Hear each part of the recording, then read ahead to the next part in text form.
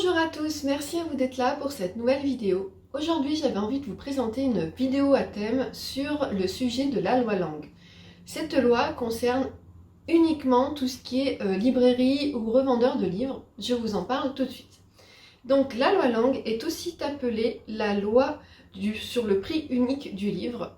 Elle est appelée loi Langue parce qu'elle a été promulguée lors du mandat de Jack Lang quand il était ministre de la Culture.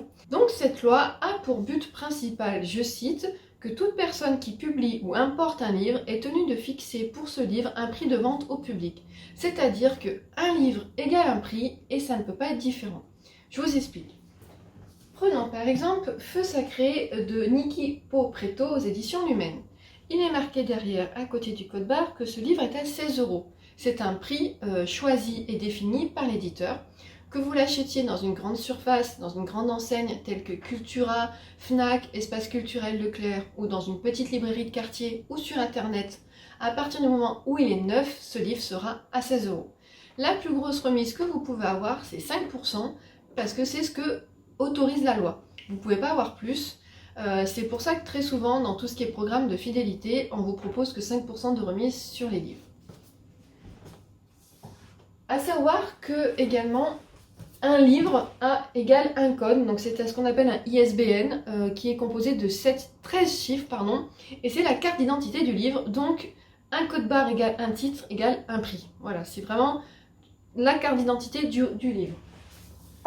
Et donc cette loi a été mise en place pour pouvoir contrôler le prix des livres sur le territoire français, pour que les livres qui soient vendus, peu importe la période ou l'endroit, ils soient toujours au même prix. C'est-à-dire que quand vous faites les soldes, vous ne trouvez pas des livres soldés, ou alors c'est qu'ils sont d'occasion, parce que cette loi ne s'applique pas sur l'occasion. Vous pouvez vendre et acheter les livres que vous voulez, au prix que vous souhaitez, parce que voilà, ça sort du circuit officiel de distribution des livres. En plus de protéger le consommateur, cette loi protège aussi le revendeur de livres, parce que du coup, on ne subit pas la concurrence d'Internet, par exemple.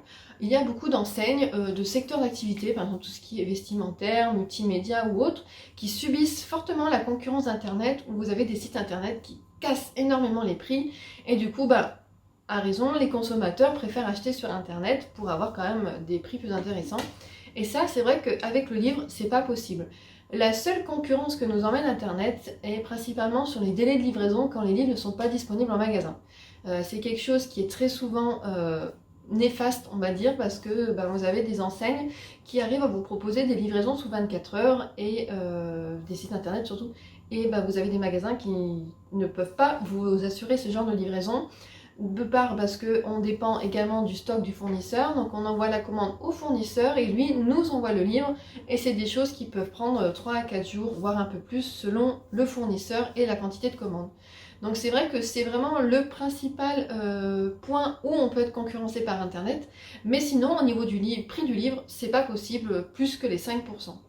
Cette loi a été étendue au niveau du livre numérique en 2011, parce qu'avant ça, le livre numérique n'était pas impacté par cette obligation de prix fixe. Après, je pense que ça correspond plus ou moins aussi à l'émergence du livre numérique, parce que c'est vrai que ça fait peut-être une dizaine d'années, un petit peu plus, où on commence à connaître tout ce qui est liseuse, la possibilité de lire sur des tablettes, et il a très vite fallu réguler ça aussi. Donc cette loi, de ce que j'ai trouvé dans mes recherches, n'est pas forcément dupliquée dans beaucoup de pays. On a vraiment un système français assez unique. Par exemple, si vous achetez vos livres en Suisse ou en Belgique, je cite ces deux-là parce que du coup ils ont aussi des productions françaises, les prix peuvent varier d'une librairie à l'autre. Donc c'est vrai que quand on est habitué à notre système en France, ça peut être un peu déconcertant. Mais voilà, donc j'avais envie de vous parler de cette loi qui est vraiment très peu connue du grand public et qui est quand même très intéressante. Je trouve qu'elle fait quand même office d'exclusivité dans le milieu du droit, parce que c'est quand même quelque chose d'assez unique, et j'avais envie de vous en parler. Est-ce que vous connaissiez cette loi, et qu'en pensez-vous? Est-ce que pour vous c'est judicieux que le prix du livre soit fixé? Après, il est vrai qu'on aimerait bien, on va pas se mentir, trouver des livres moins chers, neufs, mais il faut se dire que si ça marche dans ce sens, ça marche dans l'autre. Donc déjà qu'avec l'augmentation des matières premières, beaucoup de livres deviennent assez chers, les grands formats notamment. Dites-vous que sans cette loi, ça serait encore plus compliqué et ça pourrait être beaucoup plus cher selon les enseignes. Donc je vous remercie infiniment d'avoir regardé cette vidéo qui sera un peu courte et je vous dis à très bientôt.